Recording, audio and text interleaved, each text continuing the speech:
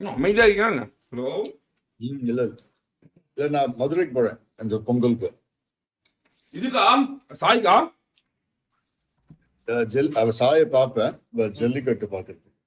ஓ மாடு முட்டிச்சுன்னா மாடு விடுறீங்களா? மாடுக்கு பறிச்சு கொடுங்க, மாடுக்கு மிஷின் கொடுங்க. அவ்வளவுதான், முட்டாம வந்து யாரையும் விடாது, எல்லாரையும் அடிச்சு தூக்கு அப்படின்னு சொல்லி ஒரு மிஷின் கொடுத்துருவாங்க. அது வேஸ்ட், அது பண்ணாது.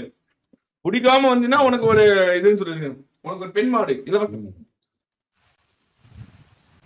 ஆக்சுவலா என்ன இன்வைட் பண்ணிருக்காங்க பத்துக்கு போய் பாக்குறதுக்கு, போய் பாக்கலாம் இருக்கேன். அதுக்கு போனதே இல்ல. பொங்கல் நான் இங்க இந்தியால செலிப்ரேட் பண்ணதே இல்லையா, அதனால this time I want to do it. Very Palamedu போங்க ரோகன் ப்ரோ, அங்க நல்லா இருக்கும்.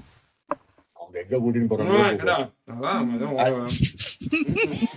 ஜல்லிக்கட்டுக்கு மெயினா என்னோட பர்பஸ் வந்து அந்த லீனியேஜ் இருக்கு தெரியுமா, எங்க தாத்தாவோட தாத்தா ஊருன்னு ஒண்ணு இருக்கு தெரியுமா, அது ரீசெண்டா தான் எனக்கு தெரிஞ்சது.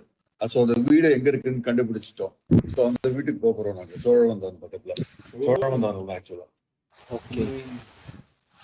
So we want to refurbish the house. அந்த வீடை கொஞ்சம் புதுசாக்கணும்னு ஒரு ஐடியா இருக்கு. நான் ஈஸியா வேணா புடிச்சிட்டு போய் ஜல்லிக்கட்டுல விடுங்க. நான்லாம் மாடு புடிச்சிருக்கேன். அவன் அந்த பாட்டு பாடுவான், கண்ணுக்குட்டியா பாட்டு இருக்குமே, பெண்பாகமே செண்பகமே.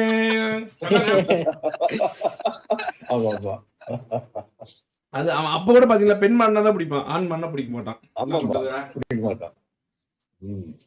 பால் கறக்கிற வேலையெல்லாம் பார்ப்பான், ஆனா கொம்பு பிடிச்சா வராது.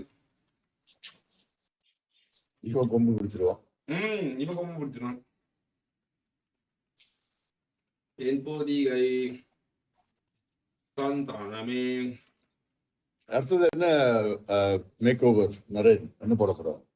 அதான் அண்ணன் வந்துட்டு ஏதாவது மெயில் கிட்ட போட